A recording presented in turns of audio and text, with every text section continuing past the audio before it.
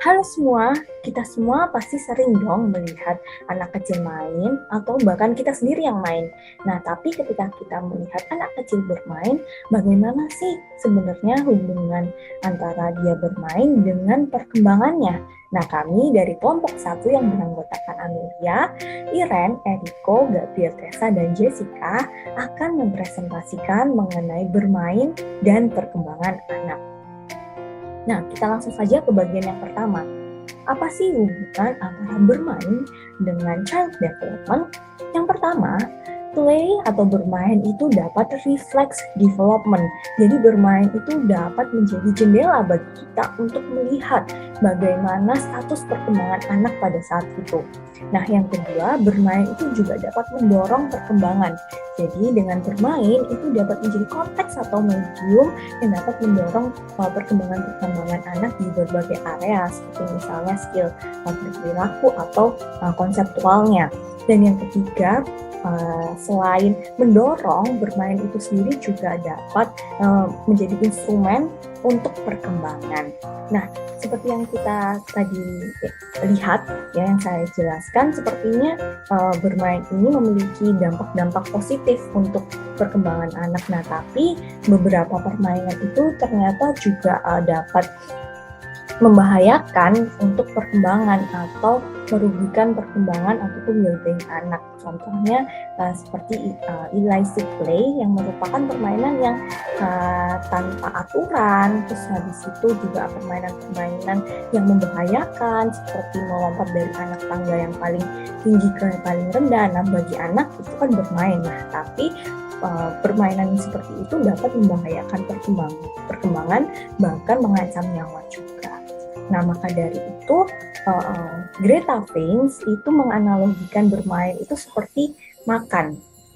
Nah, kalau ditanya apakah makan itu bagus, baik, atau tidak bagi perkembangan atau pertumbuhan, nah tentu kita akan menjawab, ya dong, makan itu bagus. Makan itu perlu untuk perkembangan dan pertumbuhan anak gitu. Namun ketika kita lihat nih nutrisi-nutrisi dari makanan tersebut, kita lihat satu persatu, ternyata mungkin ada bahan-bahan makanan yang tidak sesuai porsinya atau membahayakan kalau berlebihan. Nah, dari situ kita bisa tahu kalau misalnya makan dengan porsi yang cukup itu baik, tapi kalau makan dengan porsi yang berlebihan, tidak sesuai dengan waktunya, tidak sesuai dengan perkembangannya, misalnya anak kecil sudah dikasih makanan yang kasar, nah itu kan pasti membahayakan perkembangan dan pertumbuhan anak itu sendiri. Nah, selanjutnya kita mau melihat nih apa saja benefits dari bermain. Yang pertama itu ada short term benefits, jadi kita membagi dua ya, ada short term benefit dan long term benefit. Apa itu short term dan long term? Nah, kita lihat satu-satu. Short term benefits itu adalah yang pasti efek positif dari bermain yang dapat dirasakan pada saat itu juga atau dalam saat dekat seperti itu. Seperti misalnya yang Vygotsky katakan bahwa bermain itu merupakan zone of proximal development for children gitu. Misalnya pada saat dia main polisi-polisian, dia pada saat itu dapat merasakan efek bahwa anak itu mempunyai self-confidence yang tinggi pada saat itu. Nah, jadi Vygotsky ini mengatakan dengan bermain itu kita sudah belajar ya mengenai ZPG ini, mengenai self-scaffolding. Nah, dengan bermain anak itu dapat menuntun dirinya sendiri untuk ke area ZPG itu, untuk keluar dari area yang perlu dituntun gitu. Karena pada saat itu juga dia bisa dengan bermain dia menghasilkan benefit-benefit yang dirasakan seperti tadi yang saya sudah katakan, self-confidence, lalu dapat meregulasi diri dengan baik pada saat itu juga gitu ya. Nah, lalu kebalikannya dari short term benefit ada long term benefit, di mana outcomes-nya atau efek positifnya itu dapat dirasakan atau dilihat dalam jangka waktu yang lama dulu. Jadi baru beberapa hari atau bulan, minggu, atau bahkan tahun baru bisa dilihat apa efek dari bermain itu. Nah, seperti yang dikatakan oleh Martin dan Caro bahwa long term effect ini sangat berpengaruh kepada perkembangan anak itu sendiri, karena dengan bermain nanti misalnya main role play nih, sekarang main role play menjadi seorang ibu misalnya. Nah, dengan bermain tersebut, bermain drama menjadi ibu, mungkin di kemudian hari nantinya anak itu dapat mengingat lagi dulu bagaimana sih dia menjadi seorang ibu, apa skill-skill yang diperlukan. Nah, seperti itu, dan itu dapat dilihat sesuai dengan keadaannya ke depannya. Jadi sangat adaptif dan sangat berguna bagi perkembangan anak tersebut. Nah, dalam long term benefits ini sering disebut dengan sebutan sleeper effect, karena sleeper effect ini itu melihat benefit itu nggak pada saat itu juga. Jadi kelihatannya pada saat ini anak itu bermain ya udah untuk bersenang-senang, nggak ada benefit pertumbuhan lainnya gitu. Tapi ternyata dalam jangka waktu yang lama baru terlihat apa benefit bermain bagi pertumbuhan atau perkembangan anak tersebut. Jadi kurang lebih seperti ini short term dan long term benefits. Jadi benefit bagi development anak yang pada saat itu juga, maupun yang dapat dilihat dalam jangka waktu yang sedikit lebih lama ataupun jangka waktu yang lama. Nah, selanjutnya kita mau lihat nih, tadi kita tahu ya di awal-awal relasi bermain dengan perkembangan anak itu mencakup berbagai area pertumbuhan atau perkembangan di anak. Nah, ini kita akan melihat satu persatu domains yang dipengaruhi atau dapat mempengaruhi dari perilaku bermain itu. Yang pertama ada physical domain, ada cognitive domain, ada language domain, ada social domain, ada emotional domain. Nah, kita akan membahas satu persatu. Yang pertama adalah physical domain. Nah, jadi teman-teman, bermain itu dapat mendorong perkembangan fisik anak. Nah, dari bermain, perkembangan fisiknya itu yang dapat dikembangkan dapat dibagi menjadi dua, yaitu fine motor skills dan gross motor skills. Apa itu? Nah, gross motor skills itu bermain dengan menggunakan pergerakan otot yang besar gitu. Jadi permainan-permainan yang perlu menggunakan tenaga atau large muscles gitu, otot yang lebih besar, kekuatan-kekuatan yang lebih besar. Misalnya bermain di luar, lari-larian, melompat, merangkak, seperti itu kan perlu kekuatan otot yang lebih besar ya. Nah, sedangkan fine motor skills itu menggunakan otot yang lebih kecil. Nah, jadi seperti misalnya bermain mainan boneka-bonekaan kecil itu kan tetap perlu memegangnya, tetap perlu otot ya, tapi yang otot yang diperlukan itu tidak perlu terlalu besar. Energi yang diperlukan itu kan tidak terlalu besar. Dan memasang puzzle, terus mewarnai, itu kan tetap memerlukan kekuatan gitu. Nah, dari keduanya ini itu dapat melatih perkembangan atau membantu mendorong perkembangan motor si anak itu, yang merupakan bagian dari perkembangan fisik. Nah, selanjutnya kita mau melihat domain kognitif. Dengan bermain tentu saja banyak sekali efek ya terhadap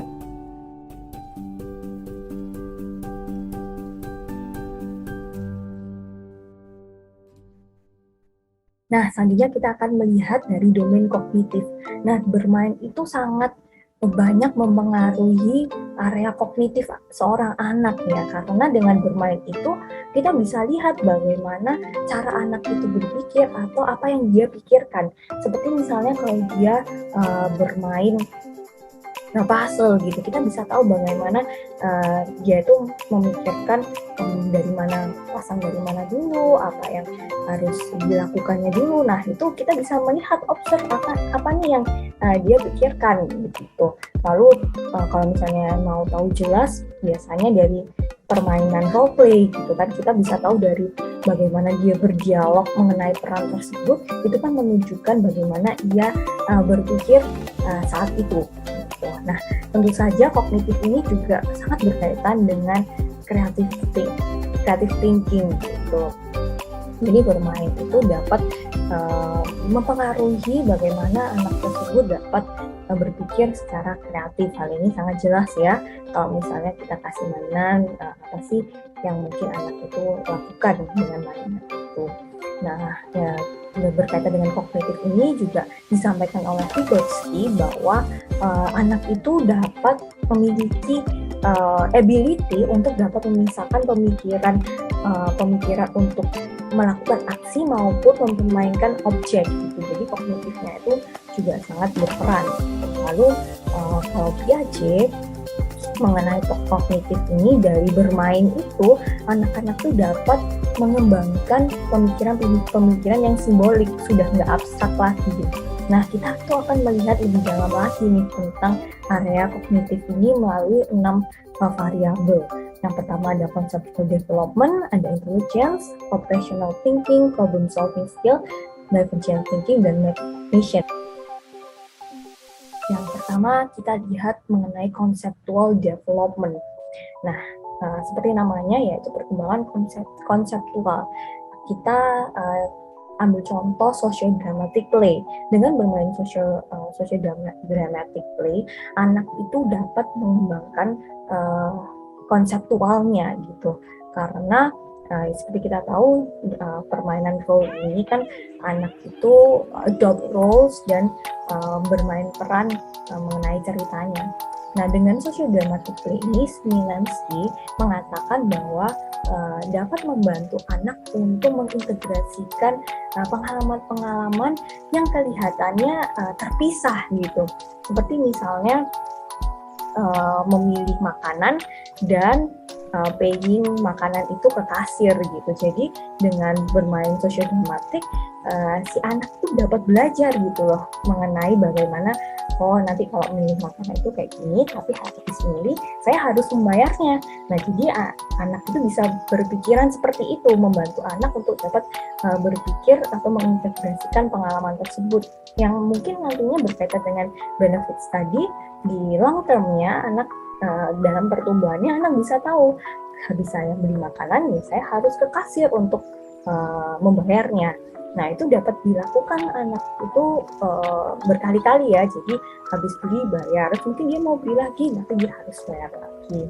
Nah, maka dari itu dengan bermain itu dapat memfasilitasi pengetahuan dan konsep dasar dari anak gitu. Jadi anak itu jadi mengerti konsep-konsep dasar seperti kalau saya tadi itu ya, kalau saya beli saya harus bayar gitu. Nanti jadi kalau misalnya jadi dokter, kalau misalnya ada orang sakit berarti ke dokter gitu. Atau kalau misalnya mau jadi dokter, saya harus seperti ini, ya itu pemikiran yang basic buat anak. Nah, dengan socio-dramatic play atau perkembangan konseptual development itu dapat membantu anak juga mengerti bahwa dia itu ada pada saat itu gitu, sangat mengerti bahwa sangat sadar secara kognitif bahwa dia present gitu, atau biasanya disebut here and now atau hic et nunc. Selanjutnya saya Jessica akan menjelaskan mengenai cognitive domain lainnya yaitu intelligence. Nah, dalam intelligence ini terdapat 3 mental skills, yaitu yang pertama adalah kemampuan untuk mendiskriminasi informasi yang relevan dari informasi yang tidak relevan dengan adanya tujuan tertentu.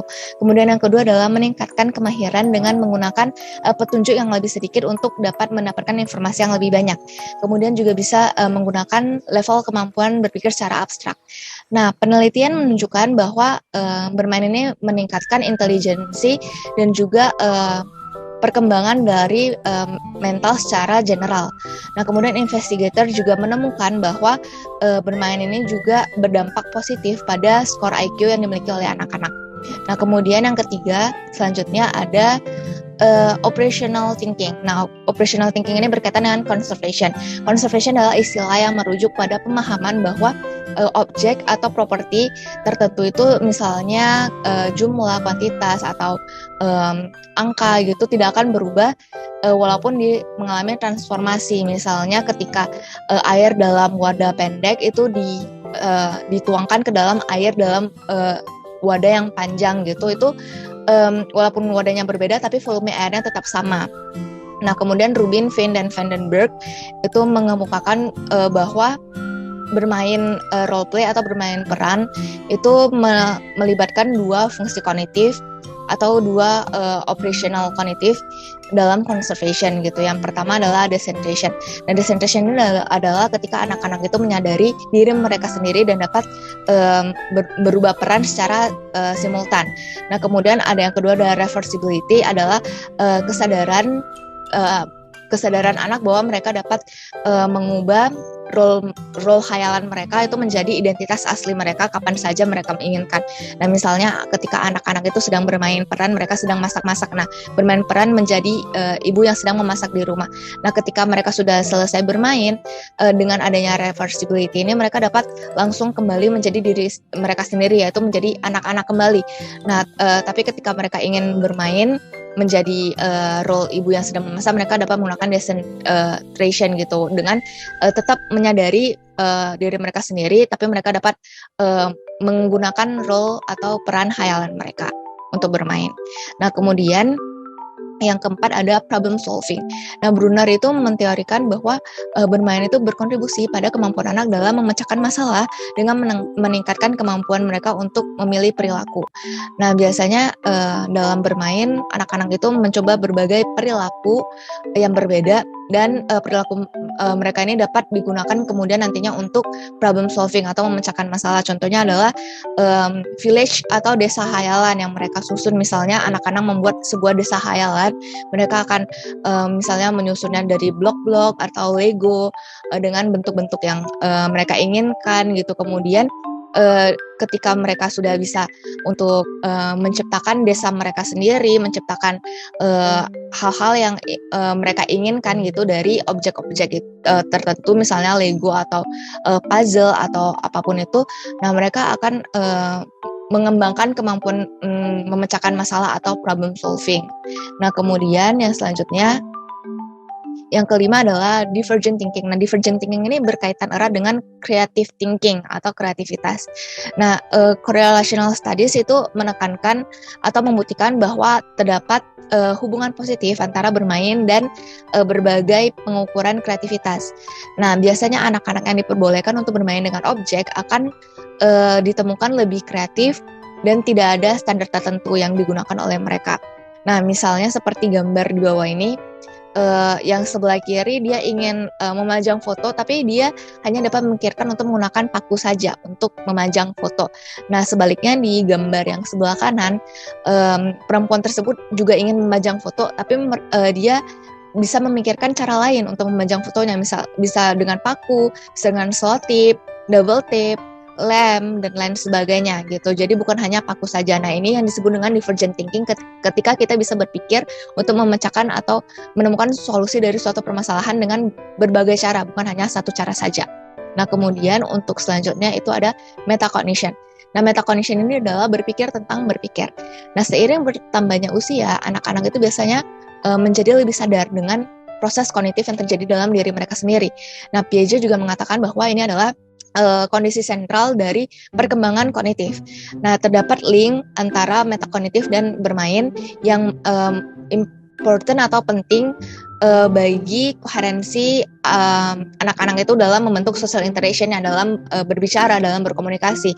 Nah, di stage metacognition ini anak-anak sudah bisa mulai menyadari pikiran mereka, perasaan mereka. Mereka juga sudah dapat mengkomunikasikan dengan baik apa yang mereka inginkan. Mereka juga dapat menceritakan apa yang sedang mereka pikirkan gitu dengan cukup baik dan tertata, terstruktur. Selanjutnya akan dijelaskan oleh teman saya.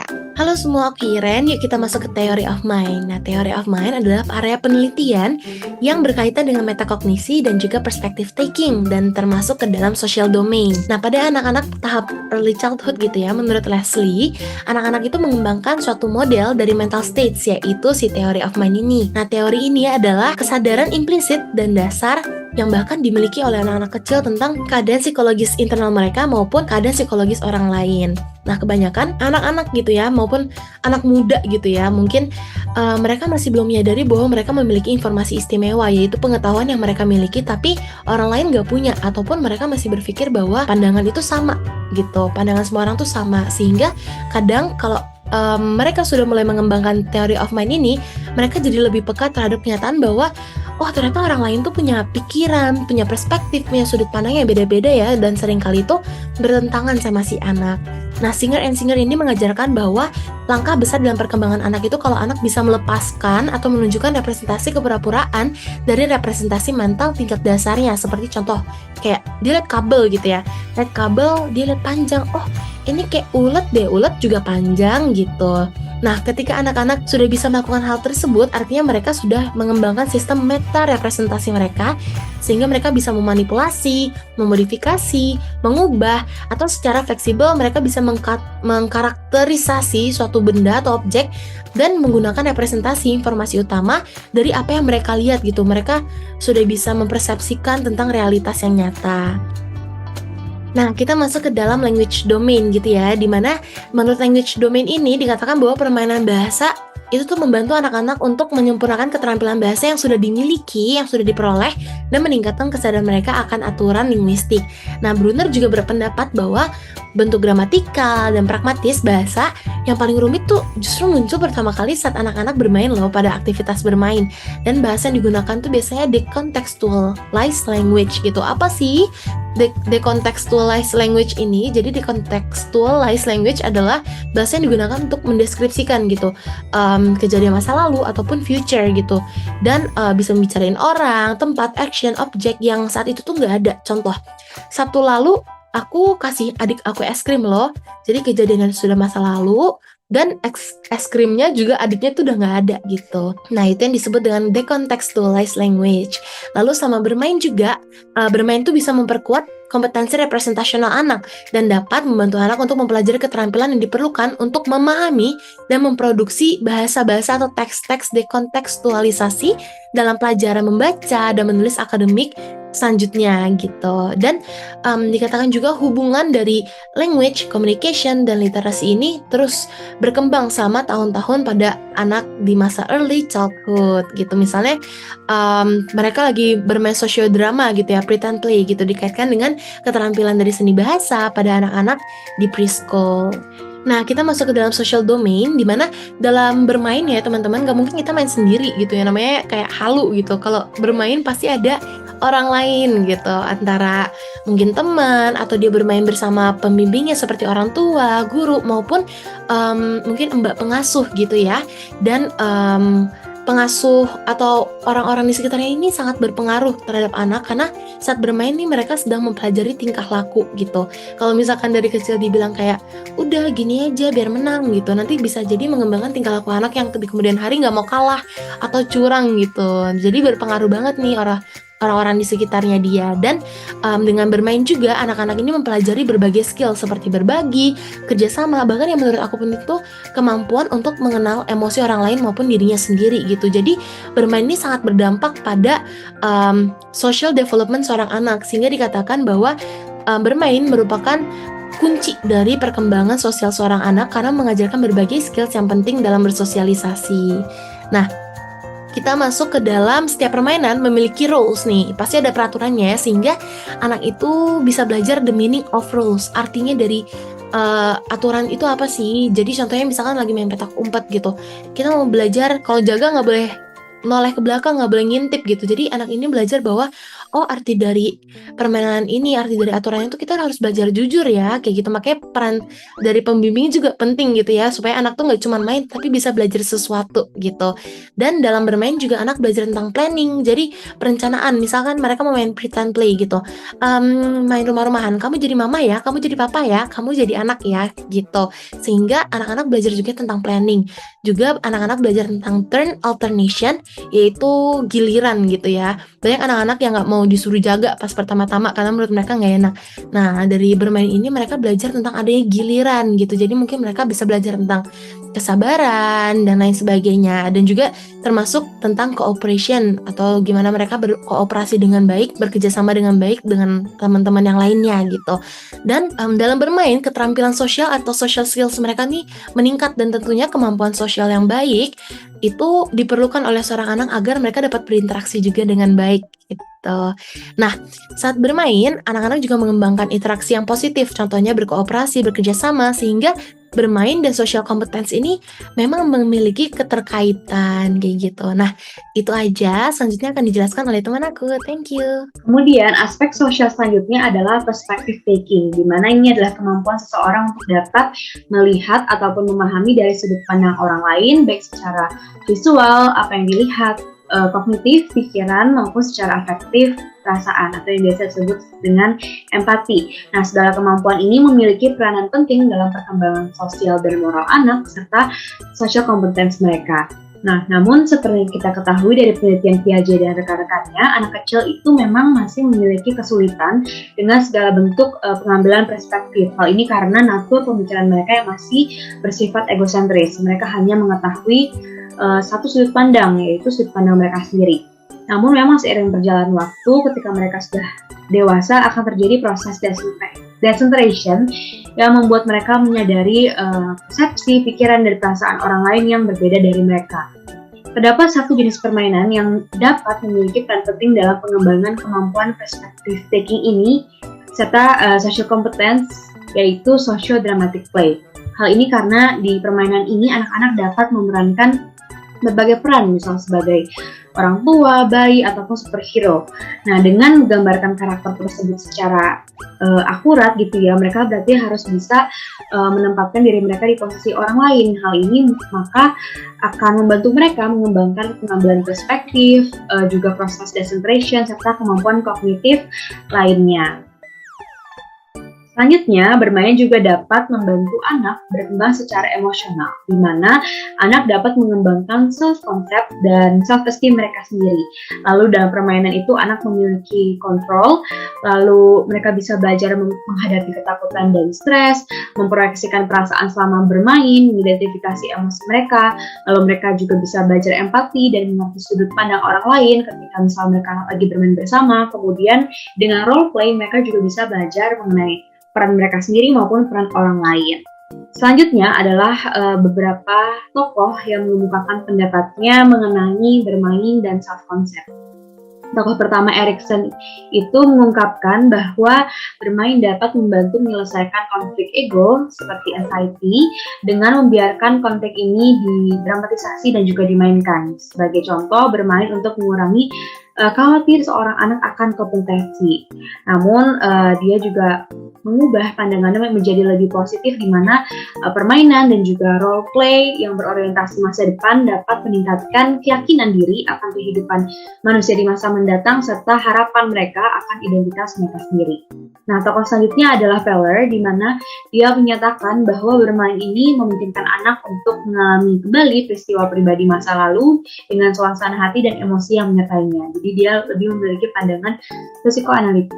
Nah, kemudian tokoh selanjutnya adalah Sutton Smith yang menyatakan bahwa adanya pergantian atau perubahan role atau peran dapat menumbuhkan rasa kontrol dan juga otonomi pada anak. Kemudian aspek emosional selanjutnya yang terpengaruh dari bermain adalah stres dan coping. Menurut Elkind, play is an antidote to hurrying, di mana hurrying yang dimaksud ini adalah anak terburu-buru dan dipaksa untuk belajar hal baru. Ketika mereka seharusnya bisa bermain untuk memperkuat atau mencerna pengalaman-pengalaman yang sudah mereka lalui di masa lalu. Jadi tekanan ini mereka dapatkan dari orang tua, sekolah, ataupun media yang menuntut mereka untuk melakukan banyak tugas daripada generasi-generasi sebelumnya. Maka dari itu, dengan bermain, anak-anak bisa melepaskan stres yang mereka dapatkan dari semua tekanan tersebut. Terus selanjutnya akan dijelaskan oleh teman saya. Oke teman-teman, selanjutnya aku mau jelasin mengenai apa sih manfaat dari play terhadap beberapa aspek yang bisa teman-teman lihat di layar teman-teman saat ini. Nah, yang pertama ada fisik gitu ya kalau di Indonesiain. Aku bagi di sini jadi 3. Yang pertama itu menunjang kekuatan otot. Nah, apa sih maksudnya? Misalnya nih, seorang anak bermain sepak bola. Dia berlari-lari, badannya bergerak, maka tubuh akan merespon dengan membangun jaringan otot yang baru gitu. Jaringan otot yang baru, lebih kuat, dan mungkin lebih tebal gitu. Akhirnya kekuatan otot anak itu akan lebih bagus gitu teman-teman. Yang kedua adalah menyalurkan energi yang berlebih. Mungkin teman-teman pernah dengar ya kalau ada mami-mami yang bilang, oh anakku biarin main supaya nanti malam tidurnya lelap gitu. Anak-anak memiliki kecenderungan memiliki energi yang lebih gitu teman-teman. Dan energi yang lebih ini lebih baik digunakan untuk bermain gitu, yang mana kita tahu banyak manfaatnya di berbagai aspek gitu. Yang ketiga adalah rasa percaya diri. Nah, rasa percaya diri ini bisa muncul ketika anak itu merasa kayak, oh, aku mampu ngelakuin ini nih. Dia merasa bahwa dirinya bisa melakukan sesuatu gitu, teman-teman. Yang selanjutnya ada motorik kasar dan motorik halus. Di sini aku juga bagi jadi 3, yaitu yang pertama ada koordinasi gerakan mata dan juga tangan. Gimana sih? Misalnya nih, seorang anak bermain Lego gitu ya. Ketika dia mau mengambil Lego itu, dia akan melihat dulu nih, Legonya di mana. Setelah itu dia ambil, dia pegang. Nah, itu ada koordinasi antara gerakan mata yang mencari Lego dan juga tangan yang mengangkat Legonya gitu, teman-teman. Yang kedua ada mempelajari gerakan motorik untuk menulis gitu. Seperti yang teman-teman tahu, bertumbuh besar anak akan belajar berjalan, menulis gitu. Dan dengan bermain ini, anak-anak bisa belajar gerakan motorik untuk menulis. Ada juga yang mengatakan bahwa kurang lebih ketika anak berusia 3 tahun, anak itu seharusnya sudah bisa membuat garis lengkung, teman-teman. Sedangkan kurang lebih usia 4 tahun, mereka harusnya sudah bisa menggambar bentuk. Tapi bentuknya itu belum kompleks, teman-teman. Misalnya gambar segitiga, lingkaran, atau persegi gitu, teman-teman. Yang ketiga adalah kegiatan bermain melatih motorik kasar. Maksudnya gimana sih? Kita ambil contoh yang tadi ya, bermain bola. Ketika anak bermain bola, ia berlari. Nah, lari itu adalah motorik kasar, teman-teman. Dan kalau kita lihat-lihat sebenarnya dia berhubungan juga dengan fungsi yang sebelumnya, yaitu pembangunan otot gitu ya, membangun otot yang lebih kuat. Dimana kalau anak itu berlari, tubuh akan merespon dan membangun jaringan otot gitu, teman-teman. Yang selanjutnya kita ada sosial. Di sosial aku bagi jadi 4. Yang pertama itu belajar berpisah. Apa sih maksudnya? Di sini anak akan diajarkan bahwa berpisah itu bukan berarti akan hilang selamanya gitu, bahwa berpisah itu akan bertemu kembali gitu. Contohnya nih permainan cilok atau yang bisa diketahui dengan peekaboo gitu, gimana orang tua atau mungkin babysitternya akan pura-pura menghilang lalu muncul lagi gitu. Yang kedua ada belajar berbagi hak milik. Nah, ini apa sih maksudnya? Ketika anak-anak bermain gitu ya, ada kala di mana anak-anak akan sharing mainan. Mungkin mereka akan ngantri untuk main, mungkin mereka akan bagi Legonya, misalnya main Lego gitu ya, kita bagi si A dapat berapa, si D dapat berapa gitu. Di sini anak akan diajarkan untuk tidak ego gitu. Yang ketiga ada belajar komunikasi. Ada juga beberapa permainan ya teman-teman yang anak diperlukan untuk berkomunikasi, untuk memecahkan masalah tersebut. Butuh ngobrol-ngobrol, diskusi sama teman-temannya gitu teman-teman. Yang terakhir adalah belajar sistem nilai. Nah, nilai di sini tuh bukan score, bukan grade gitu ya, tapi lebih kayak nilai sosial gitu. Misalnya perempuan itu harus seperti apa, sekolah kita harusnya kelakuannya gimana, untuk jadi anak yang baik tuh gimana, seperti itu teman-teman. Nah, selanjutnya ada emosi atau kepribadian. Di sini aku bagi jadi 3, yaitu yang pertama adalah melepas ketegangan. Kadang ada kalanya di mana anak itu akan merasa tense, tegang gitu ya. Dan dengan bermain tuh mereka akan melepas ketegangan itu dan merasa lebih rileks, lebih lega gitu. Yang kedua ada konsep diri yang positif gitu teman-teman. Nah, konsep diri yang positif itu maksudnya gimana sih? Ketika anak bisa melakukan sesuatu, merasa memiliki achievement gitu ya teman-teman, dia akan membangun konsep diri yang lebih baik gitu, lebih positif. Yang ketiga adalah belajar bersikap. Nah, di sini tuh bersikap tuh maksudnya apa? Bersikap itu maksudnya bagaimana anak memiliki relasi dengan teman-temannya, bagaimana anak berperilaku bisa jujur, bisa adil gitu ya teman-teman. Selanjutnya ada kognisi. Nah, kognisi itu gimana sih? Yang pertama, memperoleh banyak konsep dasar sebagai landasan belajar. Apa sih konsep dasar? Misalnya nih mengenai warna, mengenai angka, 1, 2, 3, yang kayak gitu loh teman-teman. Jadi konsep dasar ini nanti akan digunakan di masa depannya untuk belajar misalnya matematika, science, sociology, something yang kayak gitu teman-teman. Yang kedua ada daya cipta gitu. Daya cipta itu adalah lebih menjorok ke kreativitas gitu ya teman-teman. Dimana mereka akan menemukan hal baru atau mempelajari dari pengalaman-pengalaman yang sudah gitu. Yang ketiga ada komunikasi. Nah, ini juga berkaitan dengan fungsi manfaat-manfaat dari sebelumnya teman-teman. Dimana anak akhirnya dilatih untuk berkomunikasi dengan teman-temannya. Nah, selanjutnya ada penginderaan nih teman-teman. Penginderaan aku bagi jadi 2. Yaitu yang pertama peka atau tajam. Apa sih maksudnya? Nah, anak-anak ketika bermain itu juga dilatih untuk lebih peka, tajam, atau kritis gitu terhadap lingkungan-lingkungannya gitu teman-teman. dengan mereka peka, tajam, dan kritis ini, mereka juga akan lebih baik gitu masa depannya. Yang kedua adalah memudahkan anak belajar membaca serta menulis. Nah, biasanya tuh apa sih yang dilakukan? Kita bisa kayak bacain anak buku cerita gitu, atau kita mendengarkan mereka. Seperti itu, teman-teman. Nah, selanjutnya ada keterampilan olahraga dan menari. Nah, di sini kalau teman-teman lihat di layar teman-teman, ada nih panah-panah ke samping. Apa sih maksudnya? Yang pertama adalah anak cekatan melakukan gerakan gitu ya. Ketika mereka giat gitu, mereka cekatan dalam melakukan gerakan, mereka tuh akhirnya lebih siap untuk menekuni olahraga. Karena mereka udah cukup cekatan itu, teman-teman. Jadi ketika mereka udah dewasa, ketemu olahraga tuh badannya nggak kaget. Mereka sudah terbiasa dari kecil. Nah, ketika mereka bisa siap berolahraga, mereka mampu berolahraga, maka sama seperti yang tadi sudah disebutkan, kepercayaan diri mereka akan tumbuh, teman-teman. Bahwa, oh aku bisa gitu, oh aku mampu gitu sih, teman-teman. Yang selanjutnya ada mengenai pemanfaatan oleh guru. Jadi tuh bermain itu tidak hanya digunakan oleh orang tua ya, teman-teman, tapi dalam proses mengajar gitu ya, guru juga menggunakan. Biasanya mereka membuat variasi kegiatan, bisa indoor juga bisa outdoor, supaya siswa-siswanya itu tidak bosan gitu, teman-teman. Dari sini aku bagi jadi 4, yaitu yang pertama ada pengamatan dan penilaian. Apa sih maksudnya? Di sini tuh guru akan menilai dan mengamati siswa ketika bermain, karena ketika mereka bermain itu mereka benar-benar sedang pure dengan tidak ada rekayasa sedikit pun biasanya. Yang kedua adalah deteksi dini. Deteksi dini itu apa sih yang mau dideteksi? Yang mau dideteksi itu adalah gangguan-gangguan yang mungkin ada di dalam anak gitu. Sekali lagi, ketika anak bermain, mereka akan lebih polos, mereka akan lebih genuine gitu, teman-teman. Yang ketiga adalah membina hubungan, dan yang keempat adalah evaluasi. Kembali lagi, ketika anak bermain akan lebih genuine, sehingga hasil evaluasinya pun akan lebih baik, teman-teman. Selanjutnya adalah media terapi. Nah, apa sih media terapi maksudnya?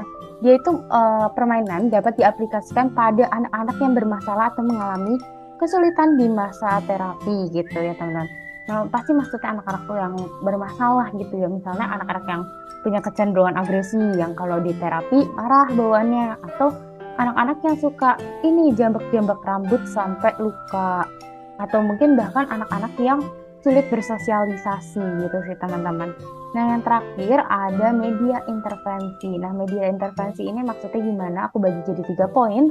Yang pertama ada melatih ketekunan, konsentrasi, dan mengembangkan kreativitas gitu, teman-teman. Jadi permainan ini bisa membantu untuk kayak tadi koordinasi antara mata dan tangan, yang seperti itu, teman-teman. Yang kedua adalah permainan bisa untuk dipakai ke penderita autism gitu ya, teman-teman. Karena memang permainan itu sangat cocok untuk bentuk media intervensi untuk penderita autism gitu, teman-teman. Yang ketiga ada melatih keterampilan dasar. Nah, ini melatih keterampilan dasar ini lebih cenderung diarahkan untuk mereka yang punya special needs ya, teman-teman. Nah, sebelum saya akhiri gitu ya, yang inti dari semua ini adalah ketika kamu incorporate permainan gitu ya, itu yang penting menarik, teman-teman, tidak harus serius gitu ya. Nah, sekian presentasi dari kelompok kami. Mohon maaf jika ada kesalahan perkataan atau perbuatan. Sekian dan terima kasih.